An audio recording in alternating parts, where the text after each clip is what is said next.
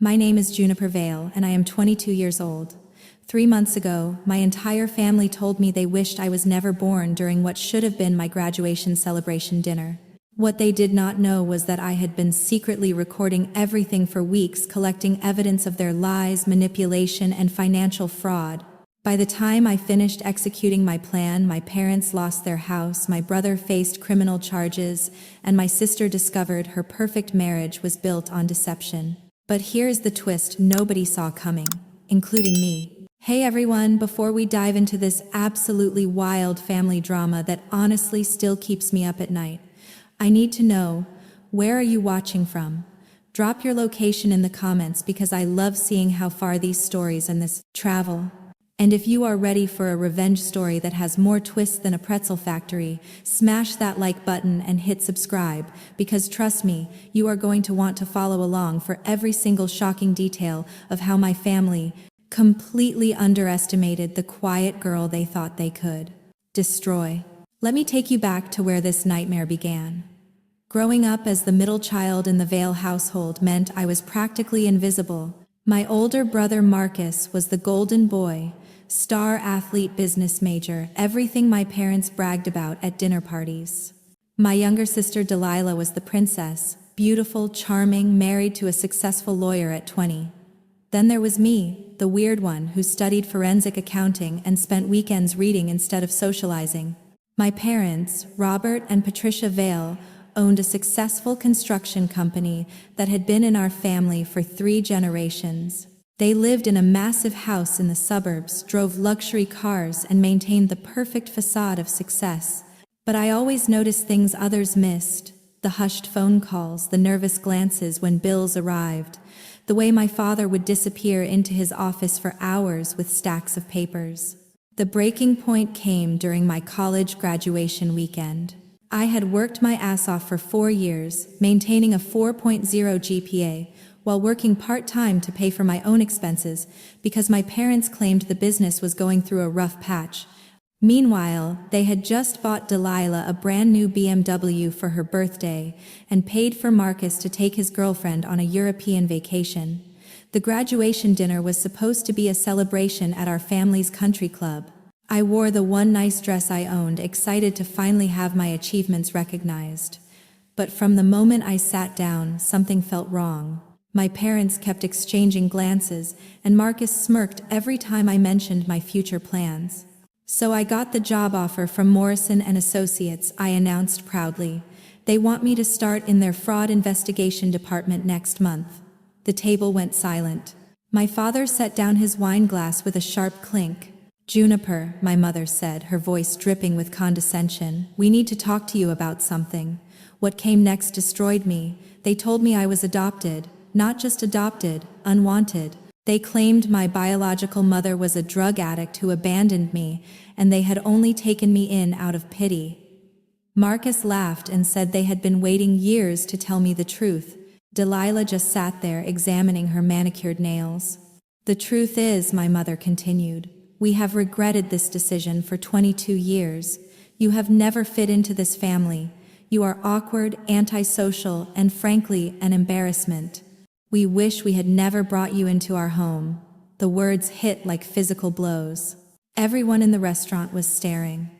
My father nodded along, adding that I should be grateful they had fed and housed me for so long, but now it was time for me to make my own way in the world. I sat there, numb and shattered as they continued their verbal assault. But something strange happened. Instead of crying or running away, my mind started working. The forensic accountant in me began analyzing their words, their timing, their motivations. Why now? Why at my graduation? Why when I was about to start a job investigating financial crimes? I excused myself to the bathroom and called my best friend Riley, sobbing into the phone. She was furious and wanted to drive over immediately, but I told her I needed time to think. When I returned to the table, my family was laughing about something completely unbothered by the bomb they had just dropped on my life. That night alone in my childhood bedroom that suddenly felt like a stranger's space, I made a decision. If they wanted to treat me like an outsider, I would act like one. I would investigate my own family the way I had been trained to investigate fraud cases. I started small. I accessed public records about my adoption but found something strange. There were no adoption papers filed under my name or theirs. I dug deeper into family documents while they slept, photographing everything with my phone. What I discovered made my blood run cold. I was not adopted. I was their biological daughter, and I had the birth certificate to prove it. But more than that, I found evidence of massive financial fraud. My parents had been embezzling money from their own company for years, creating false invoices and phantom employees. They had stolen nearly $2 million from their business partners and were on the verge of bankruptcy. The pieces started falling into place. They knew I was about to work in fraud investigation. They were terrified I might discover their crimes accidentally and report them. So they had orchestrated this elaborate lie to drive me away, to make me so hurt and angry that I would cut all ties with the family and never look back. But they had made one crucial mistake. They had assumed I was weak, that I would run away crying and never fight back. They had no idea that their quiet, bookish daughter had inherited their strategic minds and their ruthless determination. The difference was I was going to use those traits for justice, not greed. I spent the next week gathering evidence. I documented every forged signature, every fake invoice, every stolen dollar. I recorded conversations where they discussed their schemes, thinking I was safely out of the house.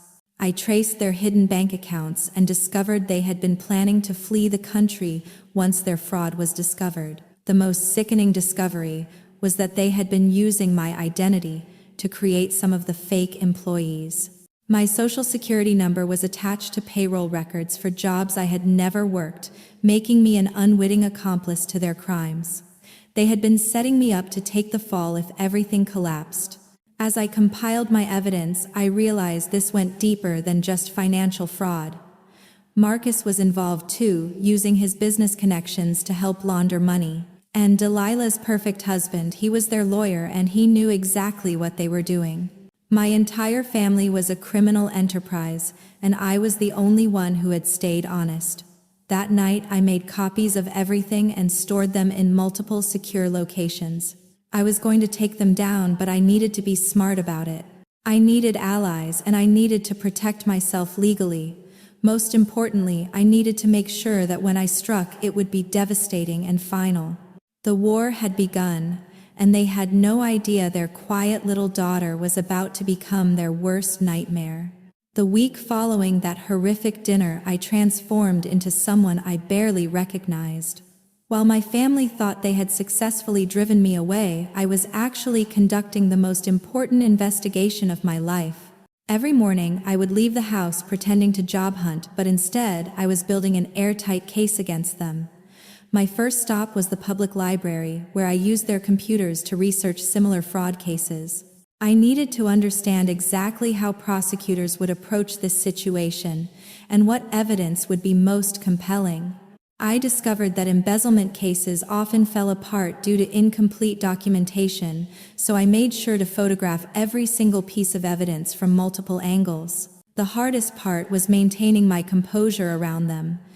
During family dinners, I had to sit there and listen to Marcus brag about his latest business deals, knowing they were funded by stolen money.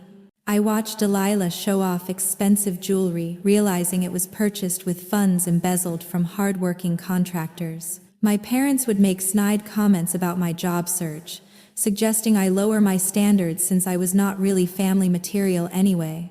But their cruelty only fueled my determination. I started keeping a detailed journal of every conversation, every insult, every reveal of their true nature. I documented how they would laugh about the contractors they had cheated, calling them too stupid to notice when invoices were inflated or materials were billed twice. One evening, I overheard a phone conversation between my father and Delilah's husband, Trevor. They were discussing moving money to offshore accounts and were planning to shut down the construction company within 6 months. They had already started liquidating assets and were prepared to disappear, leaving their business partners and employees with nothing. This revelation made me realize I was not just fighting for my own justice. I was fighting for every person they had stolen from. The construction workers who had families to feed, the suppliers who were waiting for payments, the business partners who trusted my family's reputation. Their crimes had ripple effects that destroyed lives beyond our family. I decided I needed professional help, but I had to be careful about who I trusted. Using my university connections, I reached out to Professor Martinez, who had taught my business ethics class and had experience with corporate fraud cases. I scheduled a meeting under the pretense of seeking career advice. When I showed Professor Martinez some of the evidence, her expression grew increasingly serious. She explained that this level of fraud could result in federal charges and recommended I contact the FBI's Financial Crimes Division. However, she warned me about the complexity of turning in family members and suggested I speak with a lawyer first to understand my own legal exposure. That afternoon, I met with Riley at our favorite coffee shop. I had not told her the full extent of what I had discovered, only that my family had lied about the adoption. When I finally revealed everything, she was speechless. "Juniper, this is insane," she whispered, looking around to make sure no one was listening. "Your whole family is basically a crime syndicate. What are you going to do?" I explained my plan to gather all possible evidence before contacting authorities. Riley immediately offered to help, suggesting we involve her cousin Derek, who worked as a paralegal at a law firm specializing in white-collar crime. Derek could help us understand the legal implications and ensure we presented everything properly. The next phase of my investigation required getting closer to their operations without arousing suspicion. I volunteered to help with family business tasks, claiming I wanted to learn about the construction industry before starting my new job. My parents were surprised but pleased, thinking they were finally corrupting me into their way of thinking. This access allowed me to discover the full scope of their operations. They had multiple shell companies, fake vendor relationships, and a sophisticated system for moving money through various accounts. Marcus was not just involved. He was actually the mastermind behind the money laundering scheme. He had been planning this since college, using his business degree to create an elaborate criminal enterprise. The most shocking discovery came when I found correspondence between Trevor and several judges in the county. They had been bribing officials to win construction contracts and avoid investigations. This was not just fraud, it was a corruption network that reached into the local government. I also discovered why they had chosen that specific moment to tell me about the fake adoption.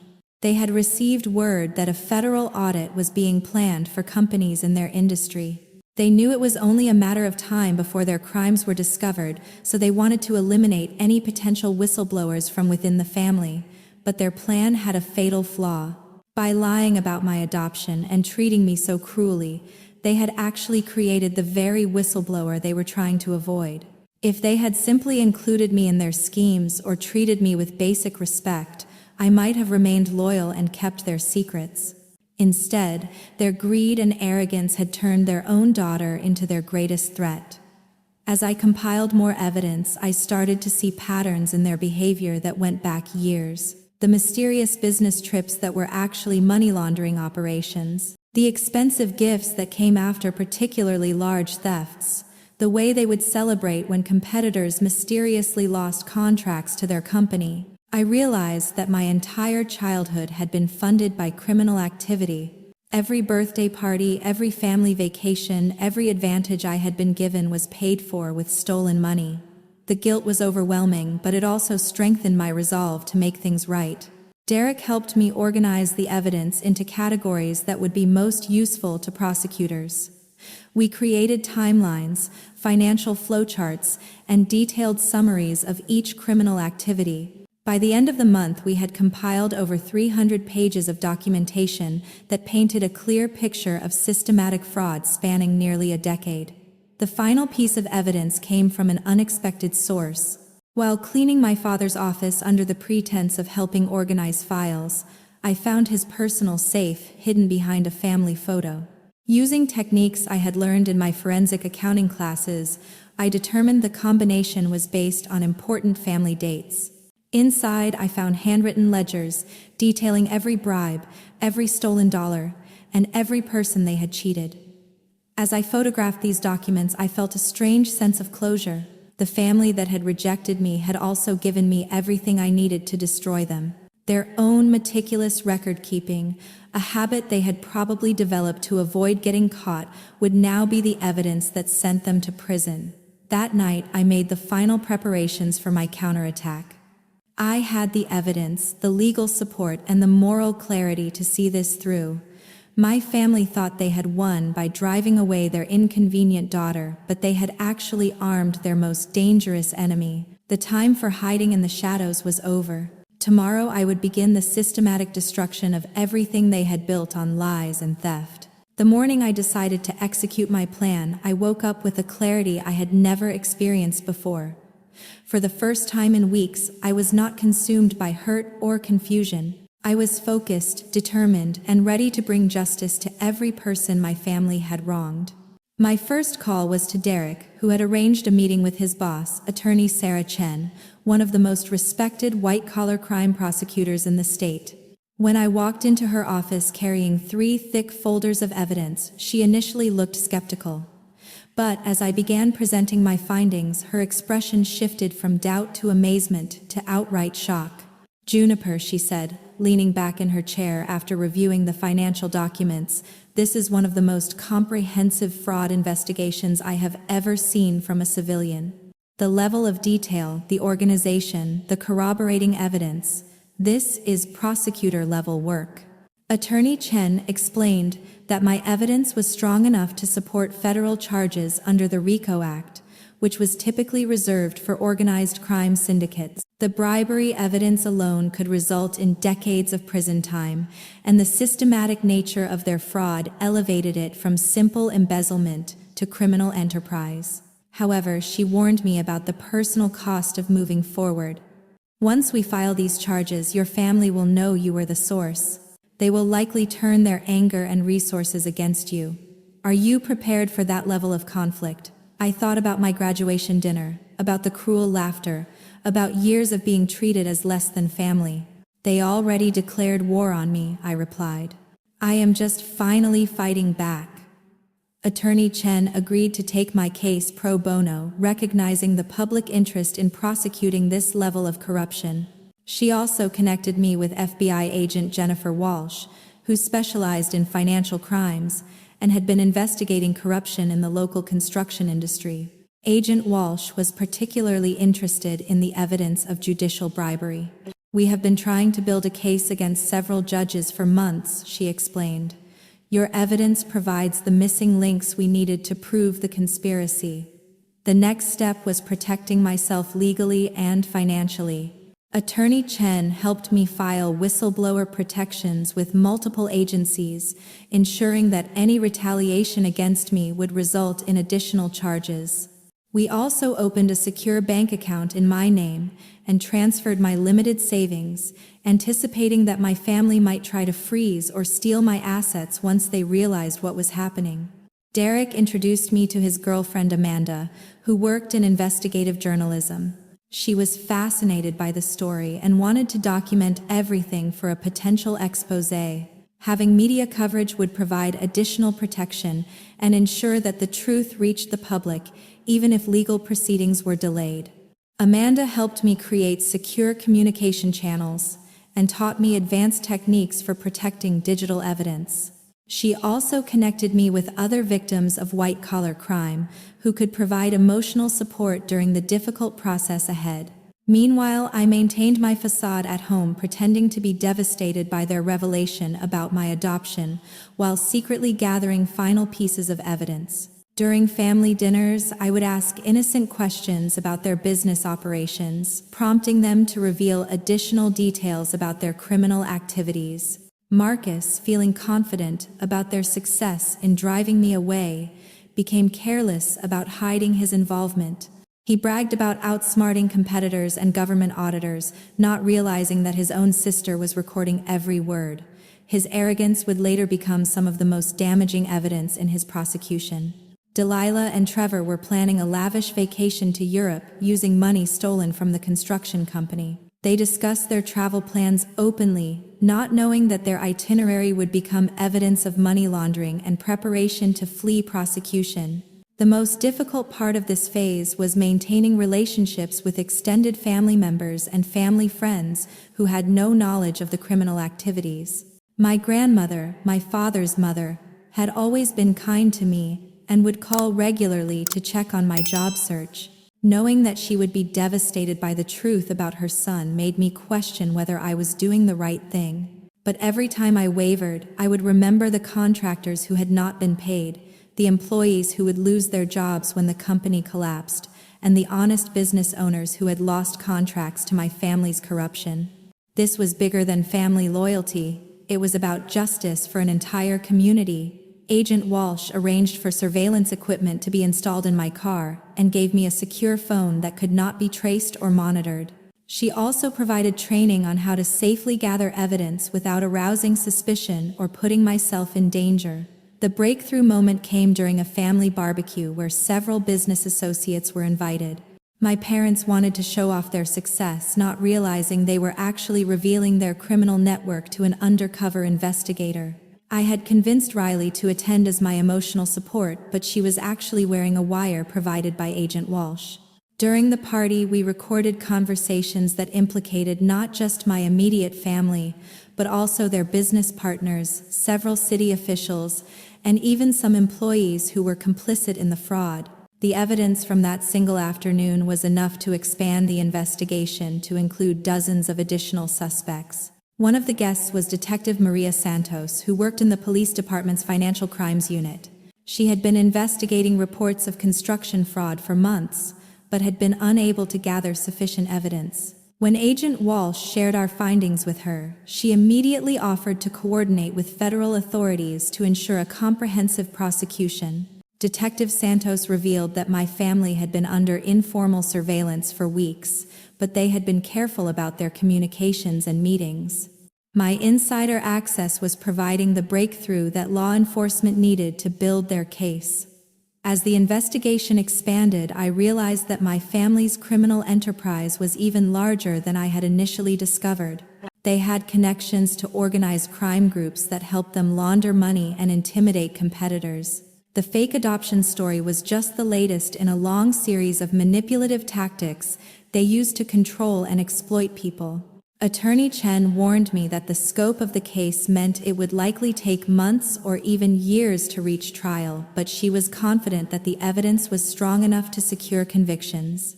She also explained that as the primary whistleblower, I would be eligible for significant financial rewards under federal whistleblower programs. But the money was never my primary motivation. I wanted justice for every person they had hurt, and I wanted them to face consequences for their cruelty toward me. Most importantly, I wanted to prove that their quiet, supposedly worthless daughter was actually the most dangerous threat they had ever faced. The final preparation involved creating a detailed timeline for the coordinated arrests. Agent Walsh, Detective Santos, and Attorney Chen worked together to ensure that all suspects would be apprehended simultaneously, preventing any of them from fleeing or destroying evidence. As we finalized our plans, I felt a mixture of excitement and terror. In just a few days, my family's world would collapse completely, and they would finally understand the consequences of underestimating the daughter they had tried to destroy. But first, I needed to make sure I was emotionally prepared for the aftermath. Riley helped me find a temporary apartment where I could stay safely during the initial arrests, and Professor Martinez offered to provide character references if needed during legal proceedings. The quiet girl who had been dismissed and rejected was about to become the architect of the most comprehensive takedown in our county's history. And the best part was, they would never see it coming.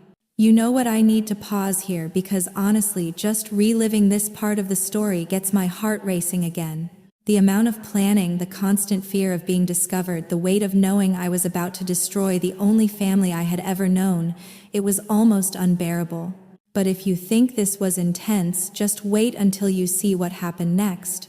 The actual takedown was so much more dramatic than even I had planned, and the reactions from my family when they realized what I had done. Let's just say some of them are still not speaking to me even from prison.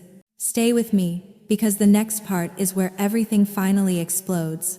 The day of reckoning arrived on a Tuesday morning in late September. I had spent the previous night in my temporary apartment, going over every detail of the coordinated operation with Agent Walsh. At exactly 8 in the morning, federal agents would simultaneously raid my family's home, Marcus's apartment, Delilah and Trevor's house, and the construction company offices. I was stationed at a coffee shop 3 blocks away wearing a wire and accompanied by Detective Santos. My role was crucial. I needed to be available to answer questions about the evidence in real time and to help agents locate specific documents that might be hidden or disguised. At 7:55, my phone buzzed with a text from Agent Walsh, all teams in position.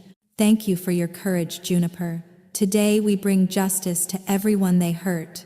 I watched the clock on my phone as the seconds ticked by. At exactly 8 o'clock, I knew that my family's lives were changing forever. Part of me felt sick with anxiety, but a larger part felt an overwhelming sense of relief. After weeks of living with their lies and cruelty, the truth was finally being exposed. The first call came from Detective Santos's radio at 8:15. Primary residence secured, 4 subjects in custody, evidence collection in progress. That meant my parents and whoever else was at the house had been arrested without incident. 20 minutes later, another update. Secondary locations secured.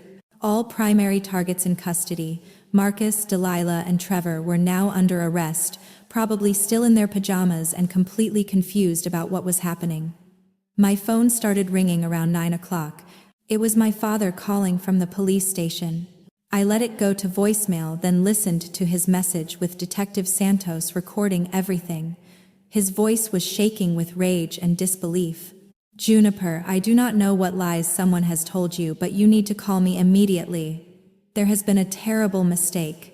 These agents are claiming we committed fraud, which is absolutely ridiculous. Family sticks together, and I need you to help us straighten this out. The irony was breathtaking. After telling me I was not really family, and that they wished I had never been born, they were now demanding family loyalty to help them escape justice. The second call came from Marcus an hour later. His message was very different from our father's. It was pure venom. You little bitch. I knew you were always jealous of our success, but I never thought you would stoop this low. When we get out of here, and we will, you are going to pay for this. You have destroyed your entire family over some pathetic need for attention. Detective Santos smiled grimly as she listened to the recording. Threatening a federal witness. That is another charge we can add to his list. By noon, the local news was reporting on the arrests. Amanda had worked with her newspaper contacts to ensure the story was accurate and comprehensive. The headlines read, "Multi-million-dollar construction fraud ring. Exposed by family whistleblower and local construction dynasty crumbles under federal investigation."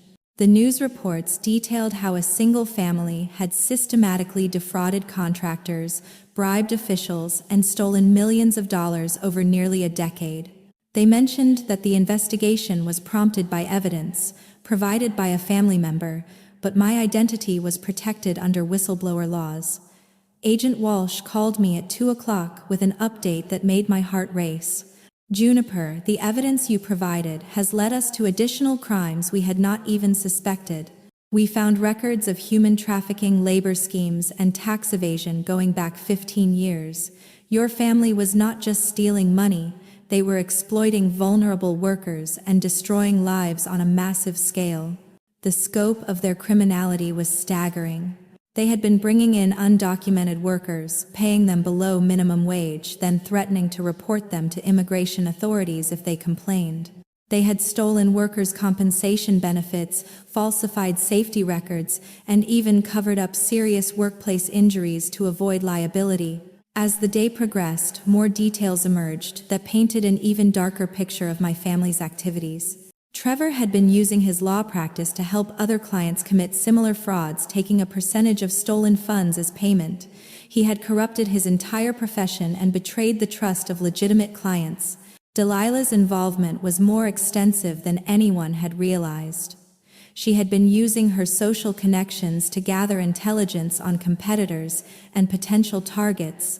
Her charity work and community involvement were actually sophisticated reconnaissance operations designed to identify new opportunities for fraud. The most shocking revelation came when agents searched the construction company offices. Hidden in a secret room behind my father's office, they found evidence of illegal gambling operations and loan sharking activities.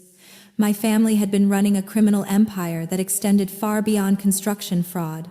By evening, the scope of the investigation had expanded to include over 50 suspects and multiple federal agencies. What had started as my personal quest for justice had uncovered one of the largest organized crime networks in the state's history. I spent the rest of the day at the FBI field office, helping agents understand the evidence and identify additional leads. Every hour brought new discoveries that revealed just how deep their corruption had penetrated into local government and business communities. The most satisfying moment came when Agent Walsh showed me footage from the arrests. My parents had been completely blindsided, obviously believing they were untouchable. Marcus had actually tried to run when agents arrived at his apartment but was tackled in the parking lot while wearing only boxer shorts. Delilah's arrest was particularly dramatic. She had screamed at the agents, demanding to know who had betrayed the family and threatening legal action. When they informed her that the evidence against her was overwhelming, she had broken down crying and tried to blame everything on Marcus and our parents. Trevor, the supposedly brilliant lawyer, had immediately demanded to speak with an attorney, apparently not realizing that his own law license would likely be revoked before the day was over. His panicked reaction suggested he knew exactly how much evidence existed against him. As I drove back to my temporary apartment that evening, I felt emotionally drained but vindicated. The family that had rejected me, humiliated me, and tried to destroy my spirit had finally faced the consequences of their actions. Every cruel word they had spoken at my graduation dinner, every year of making me feel worthless and unwanted, had led to this moment of complete justice. The quiet daughter they had dismissed as weak and insignificant had brought down their entire criminal empire.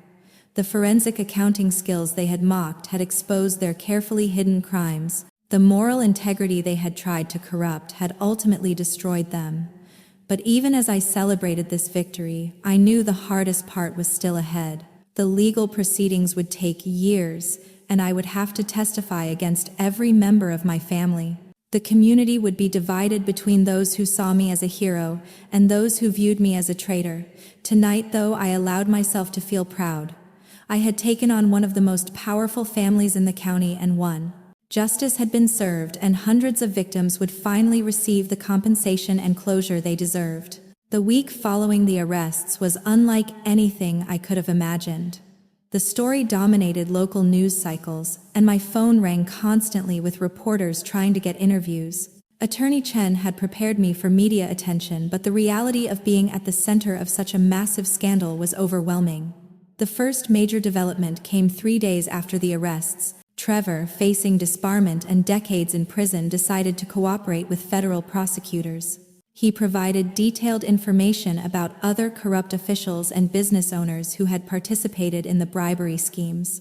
His cooperation led to additional arrests and expanded the investigation even further. Meanwhile, my parents and Marcus were being held without bail, classified as flight risks due to the offshore accounts and evidence of planning to flee the country. Delilah was released on $1 million bond that Trevor's family had to pay, but she was required to surrender her passport and wear an ankle monitor. The local construction industry was in chaos. News reports revealed that dozens of projects had been tainted by fraud, and legitimate contractors were scrambling to distance themselves from my family's company. Property owners who had hired my family were facing lawsuits from workers who had not been properly paid or whose safety had been compromised. I received my first death threat on Thursday morning. Someone had discovered my identity despite the whistleblower protections and left a voicemail calling me a family-destroying bitch who deserved to burn in hell.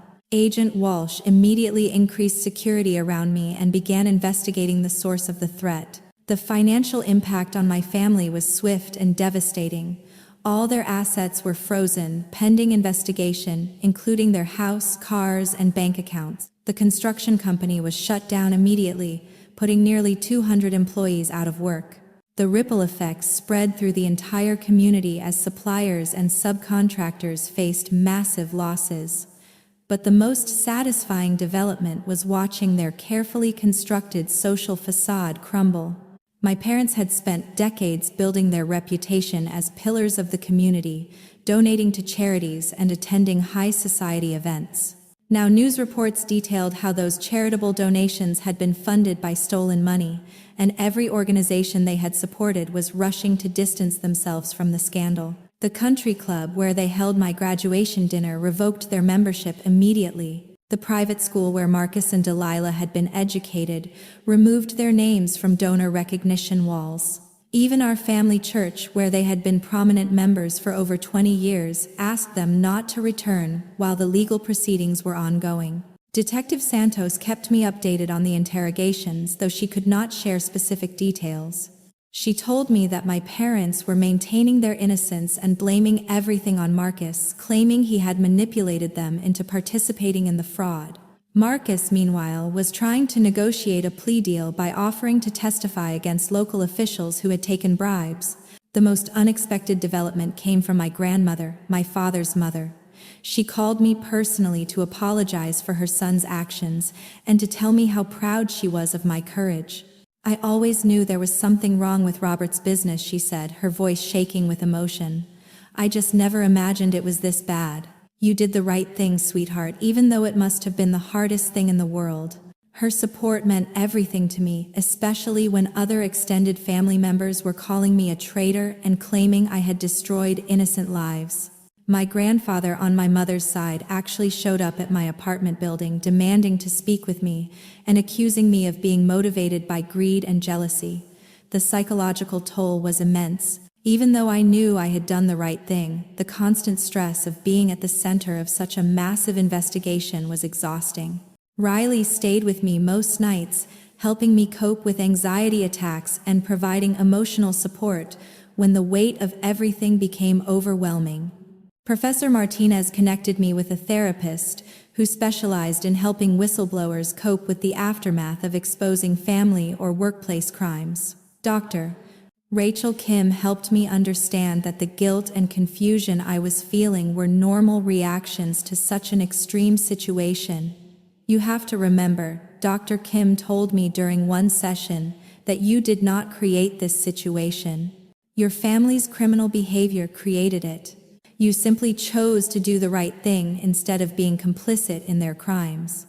The financial investigation revealed even more shocking details about the scope of their theft. Federal forensic accountants determined that my family had stolen over $4 million over the past decade, affecting more than 300 victims. The human trafficking and labor exploitation schemes had impacted hundreds of vulnerable workers who had been afraid to report the abuse. Agent Walsh arranged for me to meet with some of the victims, hoping their stories would help me understand the positive impact of my decision to come forward. I met with Maria, a construction worker whose husband had been seriously injured on one of my family's job sites. They had covered up the accident and refused to pay for his medical treatment, leaving the family in devastating debt. "Because of you," Maria told me through tears, "my husband will finally get the medical care he needs. Our children will not have to suffer because your family decided his life was worth nothing." I also met with several small business owners who had been cheated by my family's fake invoicing schemes. One elderly man had lost his family's electrical supply company because my parents had ordered thousands of dollars in materials and never paid for them. Another woman had been forced to lay off half her workforce when my family defaulted on payments for concrete supplies. These meetings were emotionally devastating but also incredibly validating.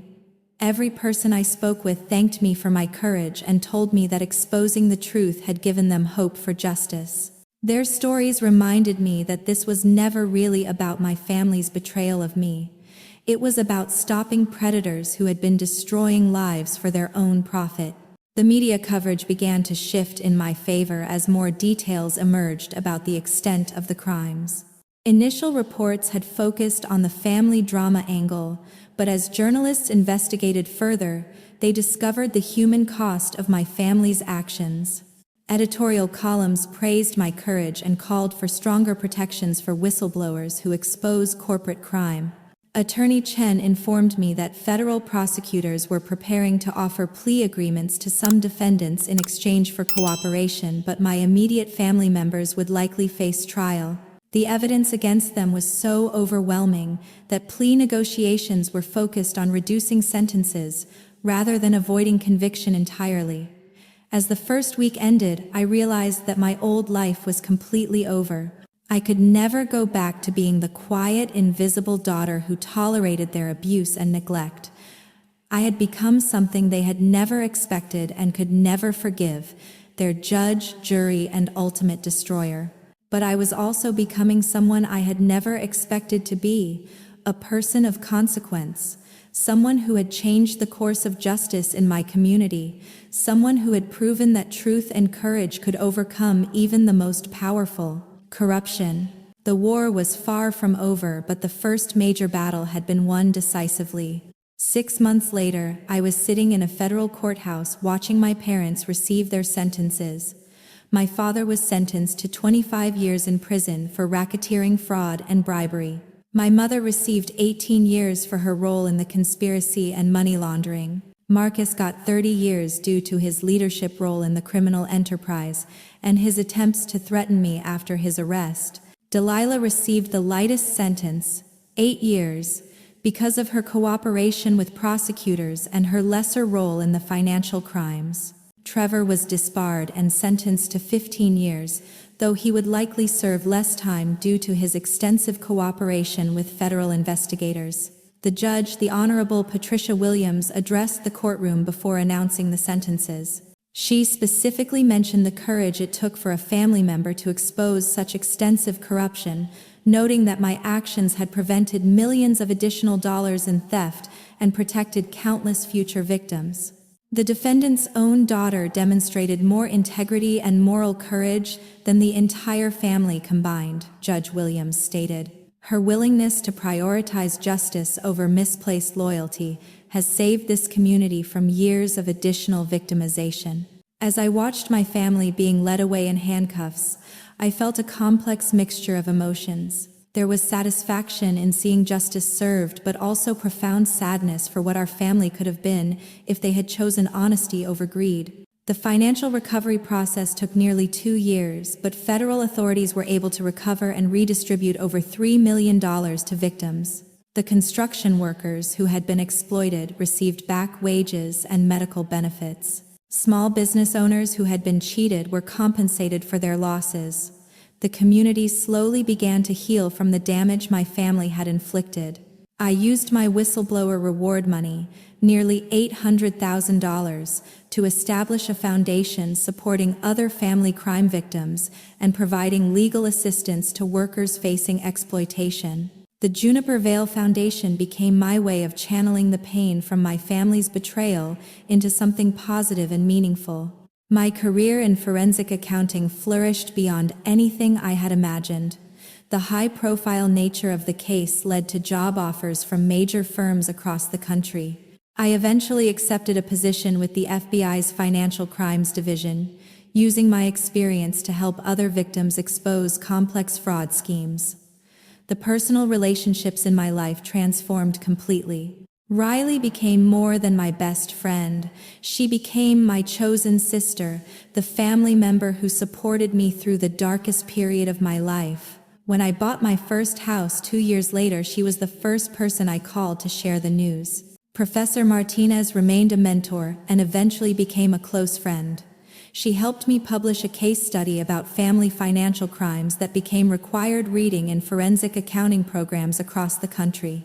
Our research helped other potential whistleblowers understand their legal protections and the investigative process.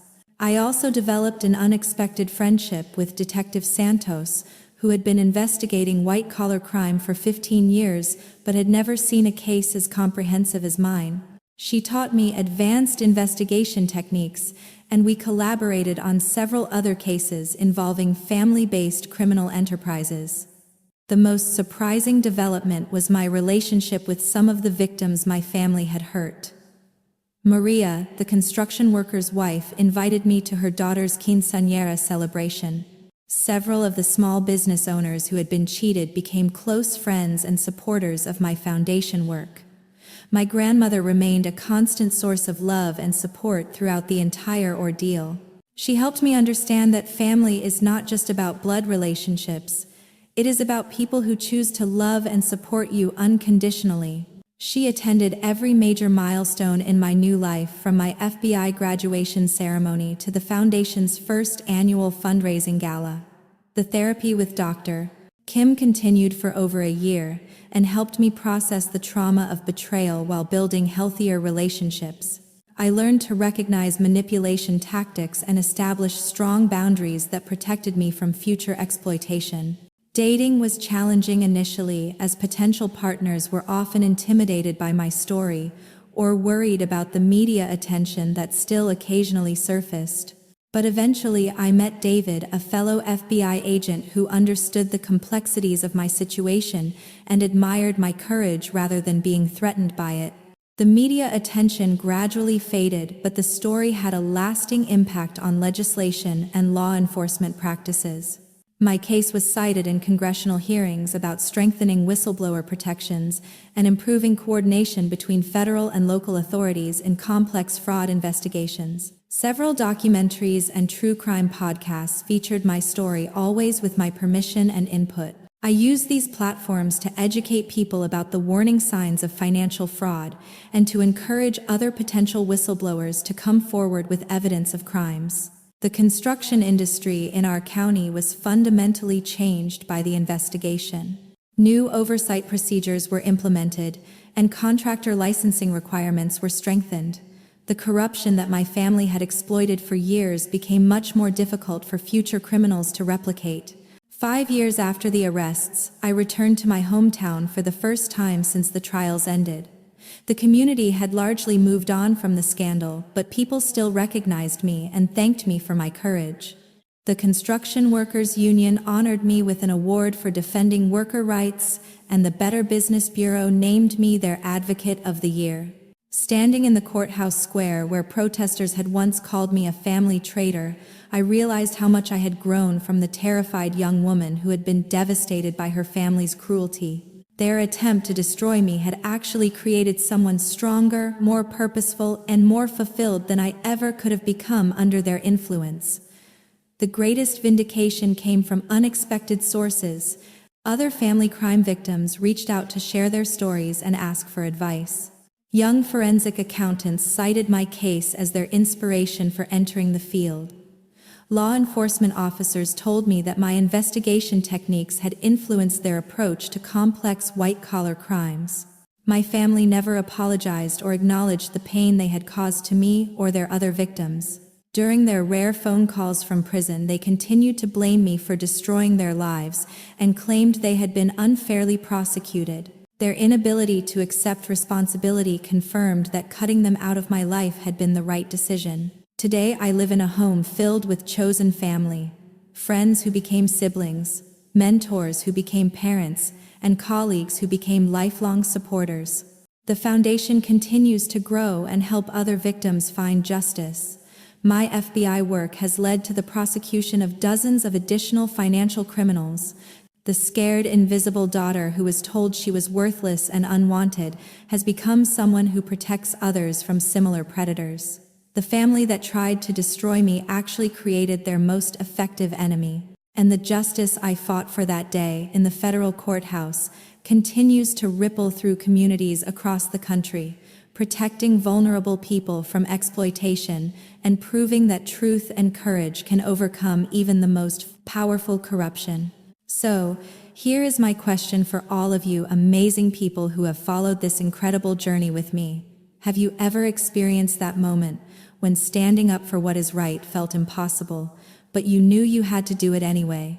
Maybe it was calling out workplace harassment, exposing academic cheating, or confronting family dysfunction that everyone wanted to ignore. I want to hear your stories in the comments because I truly believe that sharing these experiences helps other people find their own courage. And hey, if this story resonated with you, smash that like button because apparently the algorithm loves hearing about family karma coming full circle. Do not forget to subscribe for more real-life stories about justice, revenge, and finding your chosen family when your biological one fails you. Share this with anyone who needs to hear that sometimes the people who hurt us the most end up giving us exactly the strength we need to become who we are meant to be. Thank you so much for taking this emotional roller coaster with me, and remember, your worth is never determined by people who are too broken to recognize your value. Until next time, keep fighting for what is right, even when it is hard, especially when it is hard.